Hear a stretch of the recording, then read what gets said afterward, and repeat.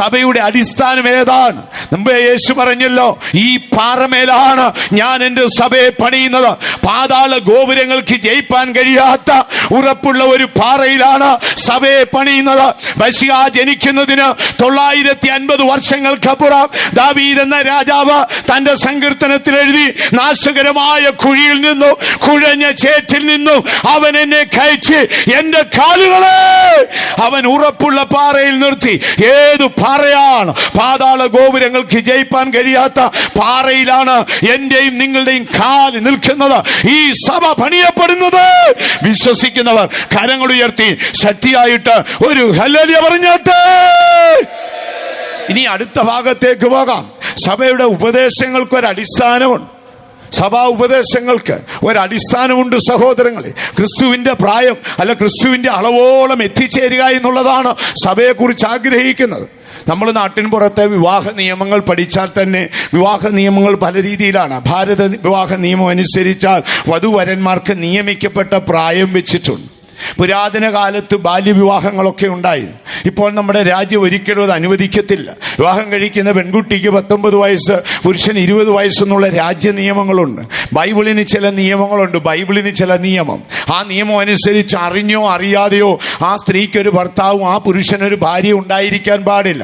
അത് ബൈബിൾ നിയമമാണ്. ഇനി നമ്മുടെ സഭയ്ക്ക് സഭയുടേതായ നിയമമുണ്ട്. അവ മാനസാന്തരപ്പെട്ടവനും സ്നാനപ്പെട്ടവനും സഭയോടുകൂടെ ചേർന്ന് പോകുന്നവനുമായിരിക്കണം. ഇങ്ങനെ രാജ്യത്തിന്റെ നിയമം, ബൈബിളിന്റെ നിയമം, സഭയുടെ നിയമമൊക്കെ ചേർന്നാണ് ഈ സഭ രൂപപ്പെട്ടു പോയിക്കൊണ്ടിരിക്കുന്നത്. ദൈവത്തിന് മഹത്വം ഉണ്ടാകട്ടെ. അപ്പോൾ ഒന്നാമത്തെ അടിസ്ഥാനം, സഭ പാറമേലാണ് നിൽക്കുന്നത്. പാതാള ഗോപുരങ്ങൾക്ക് ജയിപ്പാൻ കഴിയാത്ത ഉറപ്പുള്ള പാറയിൽ കർത്താവ് തന്റെ സഭയെ പണിതുകൊണ്ടിരിക്കുകയാണ്. ദൈവത്തിന് മഹത്വം ഉണ്ടാകട്ടെ. അടുത്ത ഭാഗത്തേക്ക് നമുക്ക് കടന്നു വരാം. ഉപദേശത്തിനൊരു അടിസ്ഥാനമുണ്ട്. അപ്പോസ്തലന്മാരിൽ അഗ്രഗണ്യനായ വിശുദ്ധ പൗലോസ്ലീഹ യഹൂദ മതാചാരങ്ങളെ വിട്ട് ക്രൈസ്തവ മാർഗത്തിലേക്ക് വന്ന ശേഷം എബ്രായ നാട്ടിൽ നിന്ന് യഹൂദ ആചാരങ്ങളെ വിട്ട് ക്രിസ്ത്യാനിയായവർക്ക് എഴുതിയ ലേഖനത്തിൽ പറയുകയാണ്, ഇതിന്റെ മേൽ, ഈ അടിസ്ഥാനത്തിന്റെ മേൽ മറ്റൊരടിസ്ഥാനം ഇടരുത്. എബ്രായ ലേഖനം 6-ാം അധ്യായം 1 തുടങ്ങിയുള്ള വാക്യങ്ങൾ വായിച്ചപ്പോൾ അവിടെ ഉപദേശത്തിന്റെ അടിസ്ഥാനം കാണാം. വായിച്ച, അതുകൊണ്ട് നിർജീവ പ്രവൃത്തികളെ കുറിച്ചുള്ള മാനസാന്തരം, ദൈവത്തിങ്കിലെ വിശ്വാസം, സ്നാനങ്ങളെ കുറിച്ചുള്ള ഉപദേശം, കൈവെപ്പ്, മരിച്ചവരുടെ പുനരുത്ഥാനം, നിത്യശിക്ഷാവിധി എന്നിങ്ങനെയുള്ള ശ്രദ്ധിക്കുക, എന്നിങ്ങനെ ഉള്ള അടിസ്ഥാനം. അപ്പോൾ ഉപദേശത്തിനൊരു അടിസ്ഥാനമുണ്ട്. നമ്മുടെ വായി തോന്നുന്നൊന്നുമല്ല ഉപദേശം. ഉപദേശത്തിന് ബൈബിളിൽ ബേസിക്കിൽ അതിനടിസ്ഥാനമുണ്ട്. മുൻഗാമികളായ നമ്മുടെ ക്രൈസ്തവ പിതാക്കന്മാരൊക്കെ അത് വളരെ വ്യക്തമായി എഴുതിയിട്ടുണ്ട്. കർത്താവായ യേശു ജനിക്കുന്നതിന് മുമ്പ് സഭയെ കണ്ടിട്ട് പറയുകയാണ്, ജ്ഞാനിയായവളൊരു വീട് പണിതു, 7 തൂണുകളുണ്ടായി. കുറെ കല്ല് അധികം വന്നുകൊണ്ട് 8ാമതൊരു തൂണ് ഒതയായിട്ട് കൊടുത്തിട്ടില്ല. അങ്ങനെ എഴുതിയിരിക്കുന്നു. 7 എന്നുള്ളത് പൂർണ്ണതയാണ്. ഉത്തമഗീത പുസ്തകത്തിൽ വരുമ്പോൾ സദൃശ്യവാക്യത്തിലാണ്, സഭാപ്രസംഗിൽ ആ സദൃശ്യവാക്യത്തിൽ ശലോമോനൊരു ജ്ഞാനവാക്ക് എഴുതുകയാണ്. ജ്ഞാനമായവൾ തനിക്ക് ഒരു വീട് പണിതു, ജ്ഞാനമായവൾ തനിക്കൊരു വീട് പണിതു, അതിന് 7 തൂൺ. അത് 7 തൂണാണ്, 7 ഉപദേശങ്ങളാണ്. അടിസ്ഥാനപരമായ 7 ഉപദേശമാണ് ക്രൈസ്തവ സഭയുടെ തൂൺ. ഇനി ഇതുകൂടാതെ 3 തൂണുകളുണ്ട്. മൊത്തം 10 തൂണുകളാണ്. ഗലാത്യ ലേഖനത്തിൽ വരുമ്പോൾ പൗലോസ്ലീഹ പ്രഗത്ഭരായ ചില വിശുദ്ധന്മാരുടെ പേര് പറഞ്ഞിട്ട് പറയാ, യാക്കോബ്, യോഹന്നാൻ, കേഫ, ഇവർ സഭയുടെ തൂണുകളായിരുന്നു. വായിച്ചാട്ടെ. എനിക്ക് ലഭിച്ച കൃപ അറിഞ്ഞുകൊണ്ട് തൂണുകളായി എണ്ണപ്പെട്ട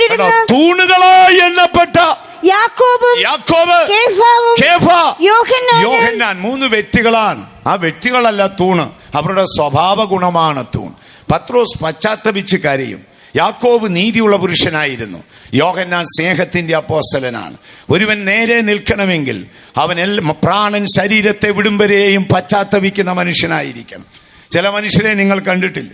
ഞാൻ പ്രഗത്ഭരായ പല വാസ്തുമാരെയും കണ്ടിട്ടുണ്ട്. അവർക്കുള്ള ഏറ്റവും വലിയ ക്വാളിറ്റി ശരീരത്തിൽ ആത്മാവ് വിടുന്നത് വരെയും കരയുന്ന മനുഷ്യരായിരുന്നു.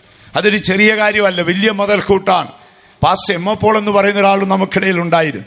നിങ്ങൾക്കൊക്കെ സുപരിചിതമാണ്. അദ്ദേഹത്തിൽ കണ്ടിരുന്ന ഏറ്റവും വലിയൊരു ഗുണമാണ്, ഞാൻ അടുത്ത് പരിചയപ്പെട്ട ആളാണ്, പലപ്പോഴും ഞാൻ ശ്രദ്ധിച്ചിട്ടുണ്ട്. നന്നാവ് അയോധ്യനായി ദീർഘവർഷ യജമാനെ സേവിച്ചു. ഈ പ്രസ്ഥാനത്തിന്റെ വലിയൊരു മുതൽക്കൂട്ടായിരുന്നു. ചിലപ്പോഴൊക്കെ ഞാൻ പോലും പ്രസംഗിക്കുമ്പോൾ തിരിഞ്ഞു നോക്കുമ്പോൾ അപ്പച്ചൻ കരയുന്ന കണ്ടിട്ടു.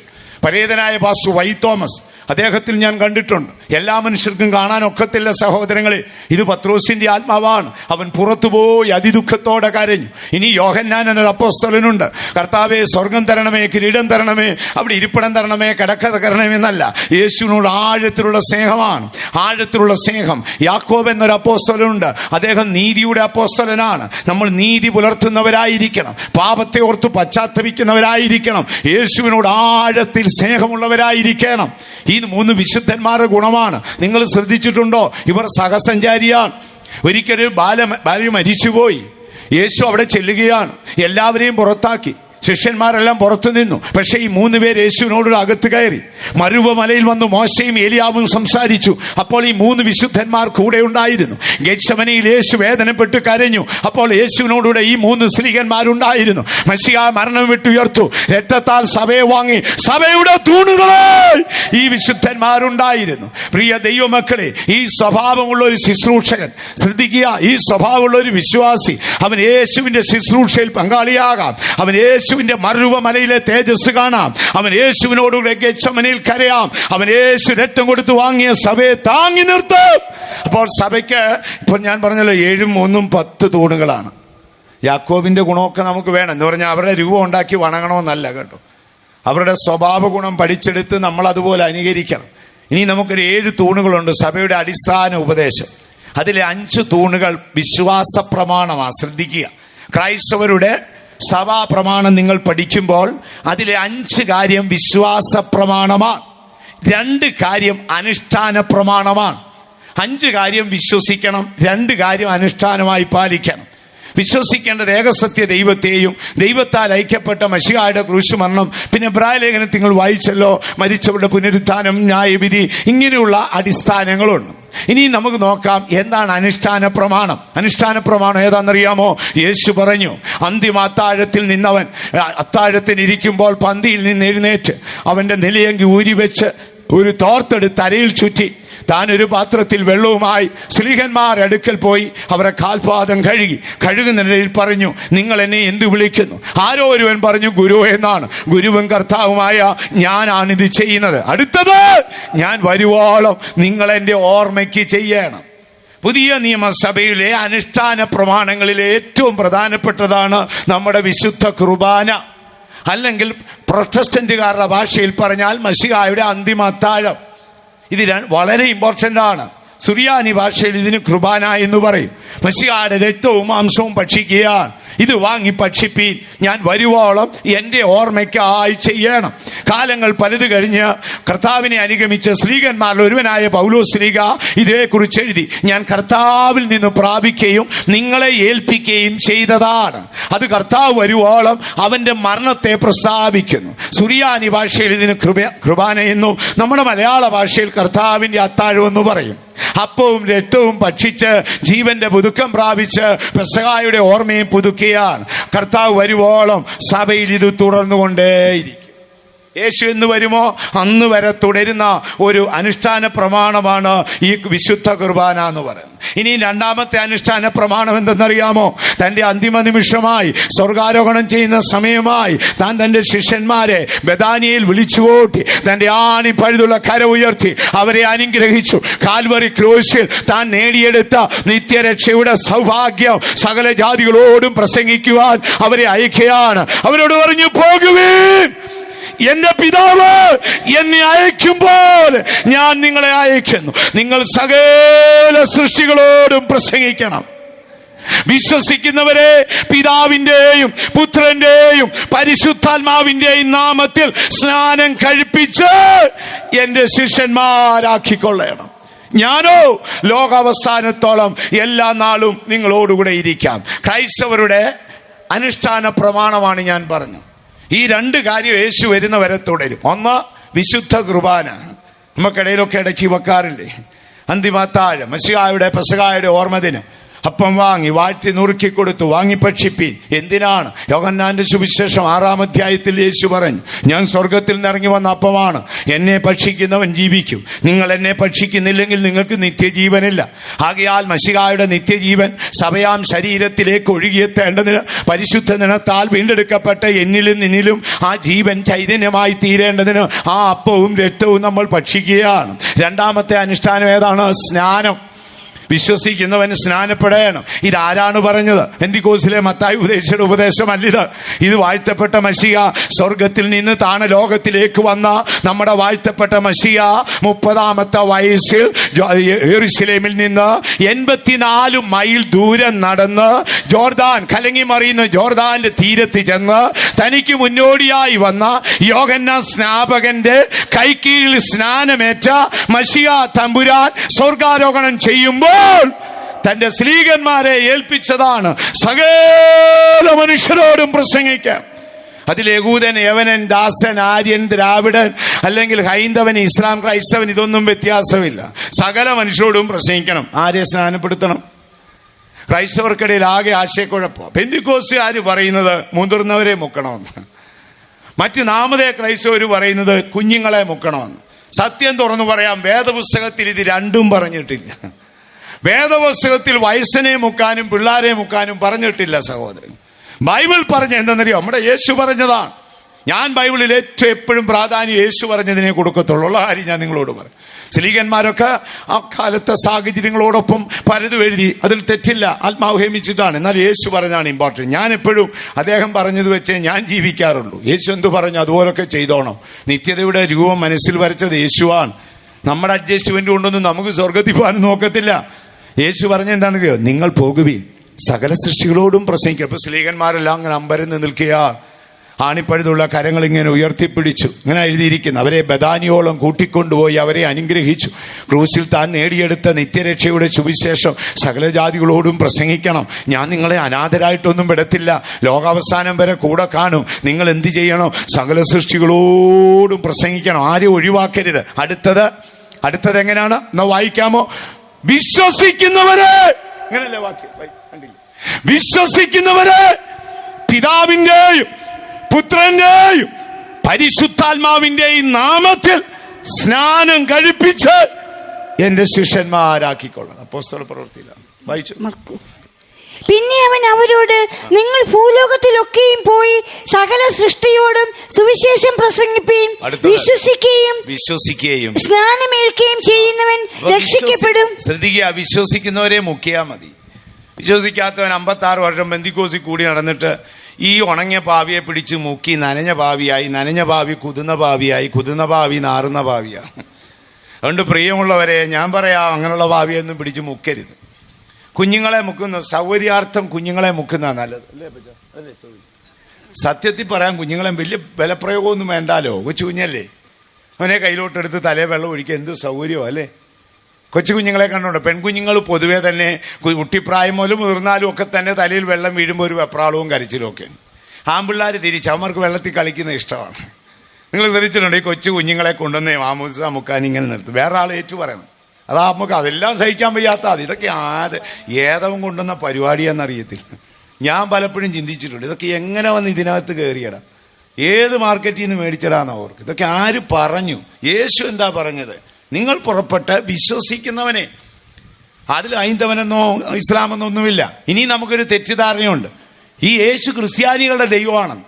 പ്രിയമുള്ളവരെ, അങ്ങനെയല്ല സഹോദരങ്ങളെ. ക്രിസ്ത്യാനികൾ യേശുവിനെ ആരാധിക്കുന്നതേ ഉള്ളൂ. ക്രിസ്ത്യാനികളുടെ ദൈവം എന്നല്ല. യേശു ലോകത്തിന്റെ രക്ഷിതാവാണ്. അവനെ നോക്കി വിശ്വസിക്കുന്ന ഏവനും രക്ഷയുണ്ട്. അവിടെ ഗ്രൂപ്പും ജാതിയും ഒന്നും ദൈവം പറഞ്ഞിട്ടില്ല, ഇതൊക്കെ മനുഷ്യരുണ്ടാക്കിയതാണ്. യേശു എന്താ പറഞ്ഞത്? സകല സൃഷ്ടികളോടും പ്രസംഗിക്കാൻ.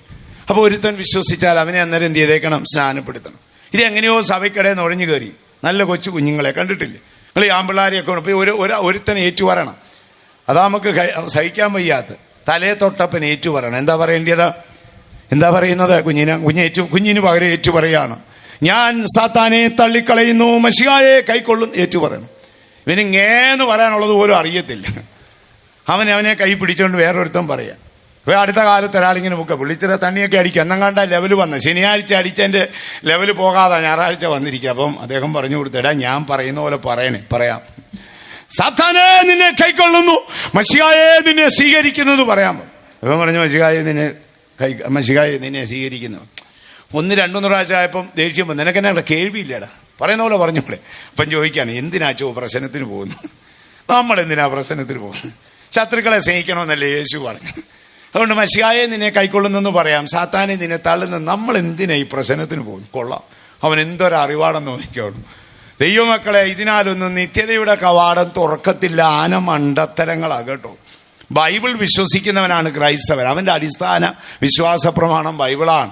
യേശുവാ പറഞ്ഞത്. അത് അനുഷ്ഠാന പ്രമാണോ? ഞാൻ വരുവോളം ചെയ്യണം. ഒന്ന്, എന്റെ ശരീരത്തിന്റെയും രക്തത്തിന്റെയും ഓർമ്മയുടെ ദിനം നിങ്ങൾ പുതുക്കിയെടുക്കണം. രണ്ടാമത് എന്താണ്? സകല സൃഷ്ടിയോടും പ്രസംഗിച്ച് വിശ്വസിക്കുന്നവനെ പിതാവിന്റെയും പുത്രന്റെയും പരിശുദ്ധാത്മാവിന്റെയും നാമത്തിൽ സ്നാനം കഴിപ്പിച്ച് എന്റെ ശിഷ്യൻ ആക്കിക്കൊള്ളണം. എന്തൊരു നല്ല വാക്കാണ്. അങ്ങനെയാണ് മശിഹ അയച്ചത്. അപ്പോൾ സഭയുടെ അടിസ്ഥാന ഉപദേശം നമ്മൾ പഠിച്ചു. 5 കാര്യം: ഏകസത്യ ദൈവത്തിലുള്ള വിശ്വാസം തുടങ്ങി മരിച്ചവരുടെ പുനരുദ്ധാനം വരെയുള്ള വിശ്വാസ പ്രമാണം. രണ്ടാമത്തെ അനുഷ്ഠാന പ്രമാണം. മശിഹ മടങ്ങി വരുന്നത് വരെ സഭ പാലിച്ചു വരുന്ന അനുഷ്ഠാന പ്രമാണത്തിൽ ഒന്നാണ് ജ്ഞാനസ്നാനം. ശ്രദ്ധിക്കുക സഹോദരങ്ങളെ, ജ്ഞാനസ്നാനമേൽക്കണം. അത് മാനസാന്തരപ്പെട്ടിട്ടേ ആകാവൂ. ബൈബിൾ പറയുന്നു, ജോർദാന്റെ ഇരുകരയിലും ഉള്ളവർ പുറപ്പെട്ടു ചെന്ന് തങ്ങളുടെ പാപങ്ങൾ ഏറ്റു പറഞ്ഞുകൊണ്ട് അവനാൽ സ്നാനമേറ്റെന്നാ പറയും. അവരുടെ പാപം യോർദാന്റെ തീരത്ത് നിന്ന് ഏറ്റുപറഞ്ഞ് വിശ്വാസ പ്രമാണം ഏറ്റുപറഞ്ഞ് സ്നാനമേറ്റെന്നൊരു വാക്യമില്ലേ? അന്ന് യെരൂശലേമ്യരും യഹൂദ്യ ദേശക്കാരൊക്കെയും യോർദാന്റെ ഇരുകരയുമുള്ള എല്ലാ നാട്ടുകാരും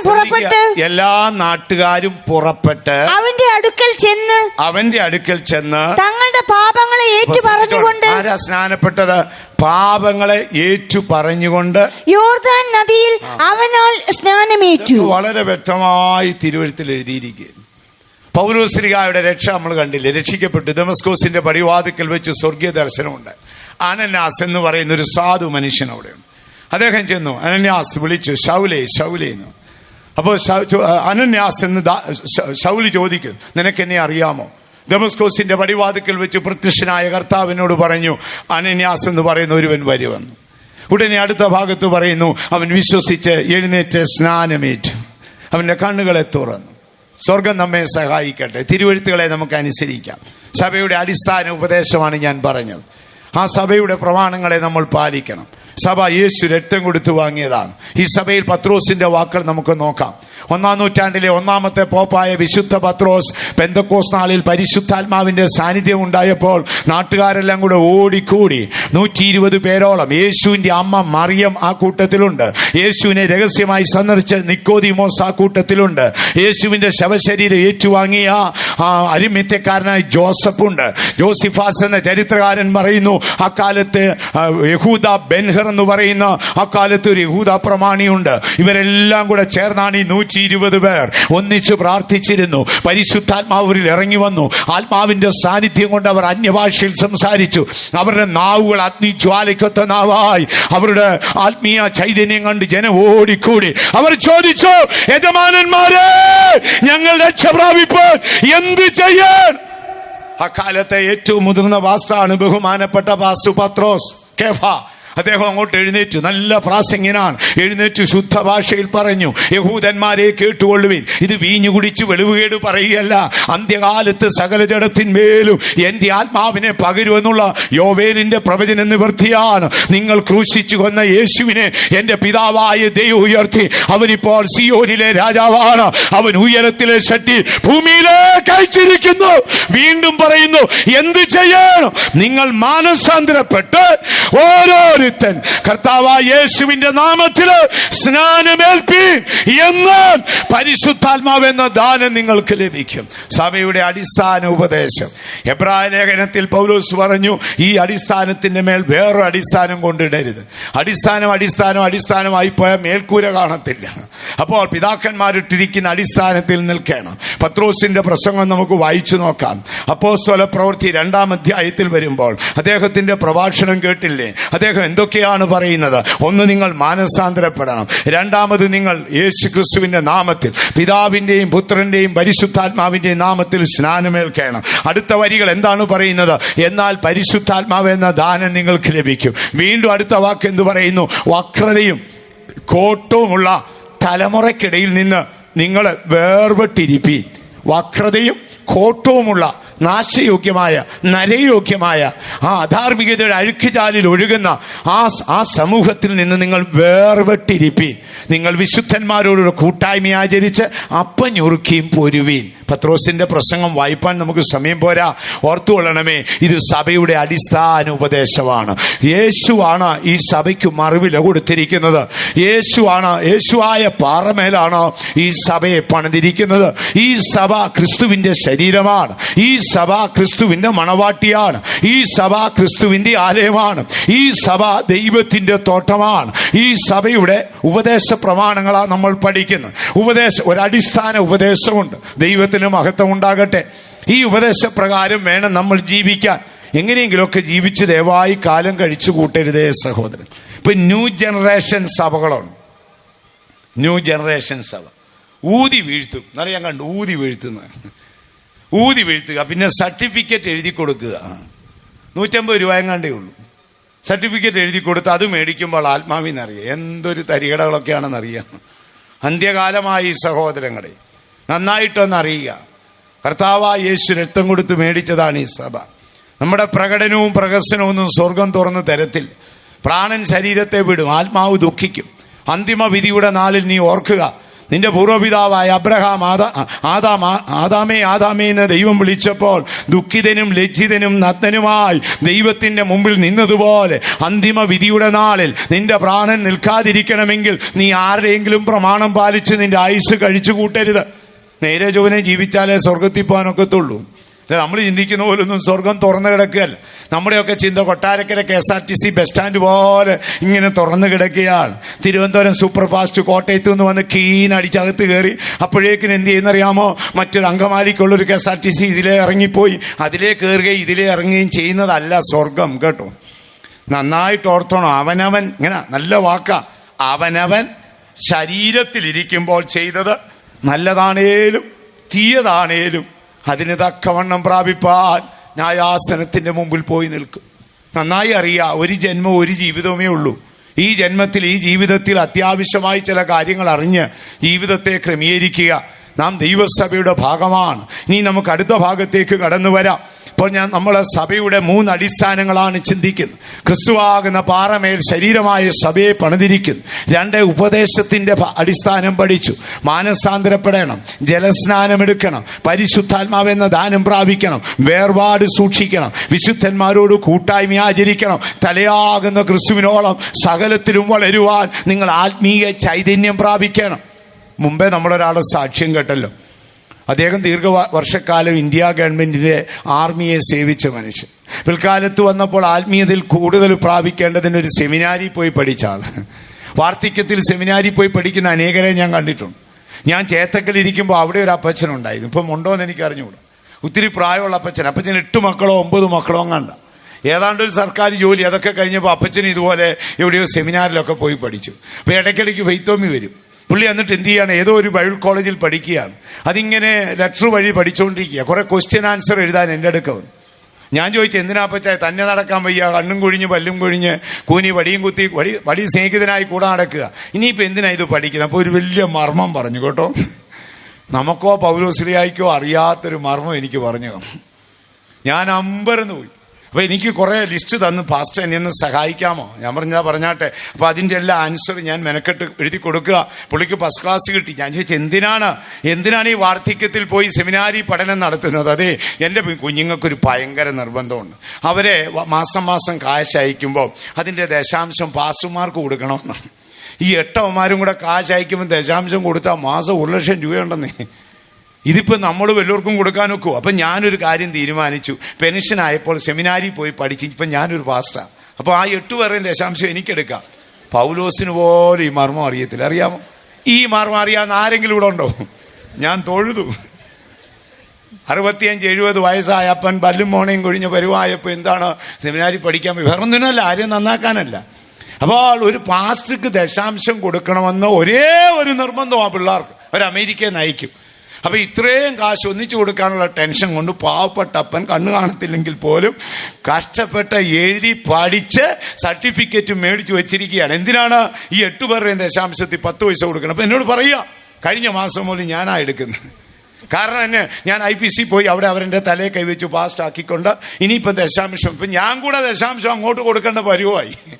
അപ്പോൾ ഓർത്തുകൊള്ളണം സഹോദരങ്ങളെ, ശുശ്രൂഷയ്ക്ക് ഒരടിസ്ഥാനമുണ്ട്. നമുക്ക് അടുത്ത ഭാഗത്തേക്ക് പോവാം, എല്ലാം ചിന്തിപ്പാൻ സമയം പോരാ. ശുശ്രൂഷയ്ക്ക് ഒരടിസ്ഥാനമുണ്ട്, സഭയ്ക്ക് ഒരടിസ്ഥാനമുണ്ട്, അത് പാറയായ ക്രിസ്തുവാണ്. ഉപദേശത്തിനൊരടിസ്ഥാനമുണ്ട്, അത് ഞാൻ പറഞ്ഞു. മാനസാന്തരം, ജലസ്നാനം, വേർപാട്, പിന്നെ അതുപോലെ വിശുദ്ധന്മാരുള്ള ഐക്യം, തലയാകുന്ന ക്രിസ്തുവിനോളം വളർന്നു വരണം. ശിശുത്വമായതൊക്കെ ഉപേക്ഷിച്ച് ആത്മീയതയിൽ വളർച്ച പ്രാപിക്കണം. എങ്കിൽ മാത്രമേ നമുക്ക് അവിടെ പോയി നിൽക്കാനൊക്കത്തുള്ളൂ. ഇനി അടുത്തതായി നമുക്ക് നോക്കേണ്ടത് നമ്മുടെ ശുശ്രൂഷ. പുതിയ നിയമ ശുശ്രൂഷയുണ്ട്. വിശുദ്ധ പൗലോസ് കൊരിന്ത്യർക്ക് ലേഖനം എഴുതുമ്പോൾ ജന്മം കൊണ്ട് യഹൂദനായ അദ്ദേഹത്തെ പുതിയ നിയമ ശുശ്രൂഷ വരമേൽപ്പിച്ചതിനെ കുറിച്ച് പറയുന്നല്ലോ. 1 കൊരിന്ത്യർ 3-ാം അധ്യായം 6-ാം വാക്യം ദയവായി വായിച്ചാൽ. 1 കൊരിന്ത്യർ 3:6.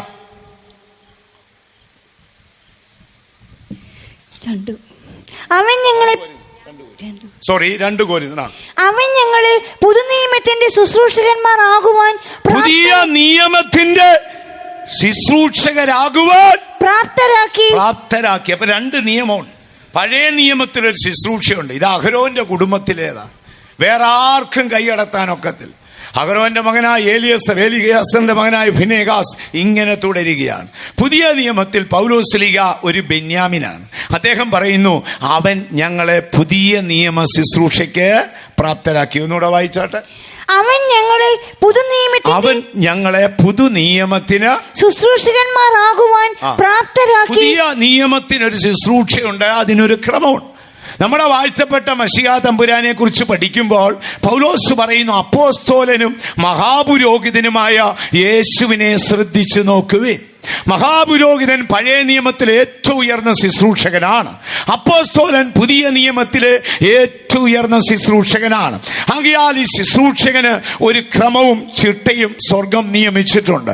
എന്താണ് യേശു പറയുന്നത്? എന്റെ പിതാവ് എന്നെ അയച്ചതുപോലെ ഞാൻ നിങ്ങളെ അയക്കുകയാണ്. പുതിയ നിയമ ശുശ്രൂഷകന്റെ ശുശ്രൂഷ എന്തെന്ന് നോക്കിയാൽ കൊലോസ്യ ലേഖനം 1-ാം അധ്യായം അതിന്റെ 28-ാം വാക്യത്തിൽ പൗലോസ് പറയുന്നു, ഏതു മനുഷ്യരെയും ക്രിസ്തുവിൽ തികഞ്ഞവനായി നിർത്തേണ്ടത് ഞങ്ങൾ പോരാടിക്കൊണ്ട് അധ്വാനിക്കുകയാണ്. വായിച്ചാൽ അവനെ ഞങ്ങൾ അറിയിക്കുന്നതിൽ, ഞങ്ങൾ യേശുവിനെ പ്രസംഗിക്കുന്നത് ശ്രദ്ധിക്കുക, അവനെ ഞങ്ങൾ അറിയിക്കുന്നതിൽ ഏതു മനുഷ്യനെയും ക്രിസ്തുവിൽ തികഞ്ഞവനായി കർത്താവായ യേശുവിൽ തികഞ്ഞവനായി നിർത്തണം. കർത്താവായ യേശുവിന്റെ പൂർണ്ണത പ്രാപിക്കണം. മശിഹ മരണം വിട്ടു സ്വർഗാരോഹണം ചെയ്ത് പിതാവിന്റെ അടുക്കൽ പോയി രാജ്യത്വം പ്രാപിച്ച മശിഹ സഭയ്ക്ക് ദാനങ്ങളെ കൊടുത്തു. എഫെസ്യ ലേഖനത്തിലേക്ക് വരുമ്പോൾ അവിടെ ആ ദാനങ്ങളെ കുറിച്ച് എഴുതിയിരിക്കുകയാണ്. 4-ാം അധ്യായം 8-ാം വാക്യം. പുതിയ നിയമസഭ വിശ്വാസത്തിലും ദൈവപുത്രനെ കുറിച്ചുള്ള പരിജ്ഞാനത്തിലും വളർന്നു വരേണ്ടതിന് അവൻ ചിലരെ അപ്പോസ്തലന്മാരായും ചിലരെ പ്രവാചകന്മാരായും ചിലരെ ഇടയന്മാരായും ചിലരെ ശുശ്രൂഷകരായും നിയമിച്ചിരിക്കുന്നു. വായിച്ചാട്ടെ. എഫെസ്യ ലേഖനം 4-ാം അധ്യായം 8-ാം വാക്യം. അവൻ ബദ്ധന്മാരെ പിടിച്ചുകൊണ്ടുപോയി, കർത്താവായ യേശുവിനെ കുറിച്ച് അവൻ ബദ്ധന്മാരെ പിടിച്ചുകൊണ്ടുപോയി ഉയരത്തിൽ കയറി മനുഷ്യർക്ക് ദാനങ്ങളെ കൊടുത്തു എന്ന് പറയുന്നു. അടുത്തത്, അവൻ ചിലരെ അപ്പോസ്തലന്മാരായി ചിലരെ പ്രവാചകന്മാരായി ചിലരെ സുവിശേഷകരായി ചിലരെ ഇടയന്മാരായി ഇനി ചിലരെ സഭയിൽ ഉപദേഷ്ടാക്കന്മാരായി വെച്ച്. ഇനി അടുത്തത് എന്തിനാണെന്നൊന്ന് വായിച്ച്. അത് നാം എല്ലാവരും വിശ്വാസത്തിലും ദൈവപുത്രനായ യേശുവിനെ കുറിച്ചുള്ള പരിജ്ഞാനത്തിലുമുള്ള ഐക്യതയും തികഞ്ഞ പുരുഷത്വവും ക്രിസ്തുവിന്റെ സമ്പൂർണതയായ പ്രായത്തിന്റെ അളവും പ്രാപിക്കുവോളം. എന്തൊരു വാക്കാണ്! മെശിഹ മരണം വിട്ടു സ്വർഗാരോഹണം ചെയ്ത് പിതാവിന്റെ വലത്തുഭാഗത്ത് സിയോനിൽ രാജാവായി അവൻ സഭയ്ക്ക് ദാനങ്ങളെ കൊടുത്തു. എന്തിനാണ്? തന്റെ പരിശുദ്ധ നിണത്താൽ വീണ്ടെടുക്കപ്പെട്ട സഭ ക്രിസ്തുവിന്റെ സമ്പൂർണതയിൽ പോകണം. അപ്പോസ്തലൻ, പ്രവാചകൻ, ഉപദേഷ്ടാവ്, ശുശ്രൂഷകൻ. സഭയുടെ ഉപദേശക്രമം നാം ചിന്തിച്ചല്ലോ. ശുശ്രൂഷാക്രമം എഴുതുമ്പോൾ പൗലോസ് പറയുന്നു, അവൻ സഭയിൽ ഒന്നാമത് അപ്പോസ്തലൻ, രണ്ടാമത് പ്രവാചകൻ എന്ന അടിസ്ഥാനത്തിന്മേലാണ്. അപ്പോൾ ശുശ്രൂഷയ്ക്ക് ഒരു ക്രമമുണ്ട്. ഒരു പുതിയ നിയമ ശുശ്രൂഷകനെ നിങ്ങൾ എടുത്തു നോക്കുക, അവൻ ക്രിസ്തുവിന്റെ പ്രതിപുരുഷനാണ്. യേശു എന്ത് പറഞ്ഞു? എന്റെ പിതാവ് എന്നെ അയച്ചതുപോലെ ഞാൻ നിങ്ങളെ അയക്കുന്നു. അവൻ അപ്പോസ്തലനാണ്, അല്ലെങ്കിൽ അവൻ ക്രിസ്തുവിന്റെ പ്രതിപുരുഷനാണ്. 2, യേശു രക്തം കൊടുത്ത് മേടിച്ച സഭയുടെ ആട്ടിൻകൂട്ടത്തിന്റെ നടത്തിപ്പുകാരനാണ്. 3, സുവിശേഷം അറിയിക്കുന്ന, സുവിശേഷ കാഹളം ഊതുന്ന ഒരു കാവൽക്കാരനാണ്. 4, പൗലോസ് പറഞ്ഞു, ജാതികൾ എന്ന വഴിപാട് പരിശുദ്ധാത്മാവിനാൽ വിശുദ്ധീകരിക്കപ്പെടുവാൻ ഞാനൊരു പുരോഹിതനായി ശുശ്രൂഷ ചെയ്യുകയാണ്. അപ്പോൾ പുതിയ നിയമ ശുശ്രൂഷകനാര്? 1, അവൻ അപ്പോസ്തലൻ. 2, അവൻ ആട്ടിൻകൂട്ടത്തിന്റെ ഇടയൻ. 3, ശബ്ദം ഉയർത്തി കാഹളം ഓതുന്ന സുവിശേഷകൻ. 4, ജാതികൾ എന്ന വഴിപാട് പരിശുദ്ധാത്മാവിനാൽ വിശുദ്ധീകരിക്കപ്പെടുവാൻ യേശുവിന്റെ ക്രമപ്രകാരം മൽക്കിസദേക്കിന്റെ ക്രമത്തിൽ പൗരോഹിത്യമേറ്റ പുരോഹിതൻ.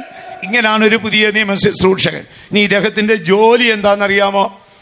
അവിടെ പറയാണ്, ഏത് മനുഷ്യനെയും ക്രിസ്തുവിൽ തികഞ്ഞവനായി നിർത്തുവാൻ പോരാടിക്കൊണ്ട് അധ്വാനിക്കും. നല്ലൊരു വാക്കാണ്. ഒന്ന് വായിച്ചാട്ടെ. അവനെ ഞങ്ങൾ അറിയിക്കുന്നതിൽ ഏതു മനുഷ്യനെയും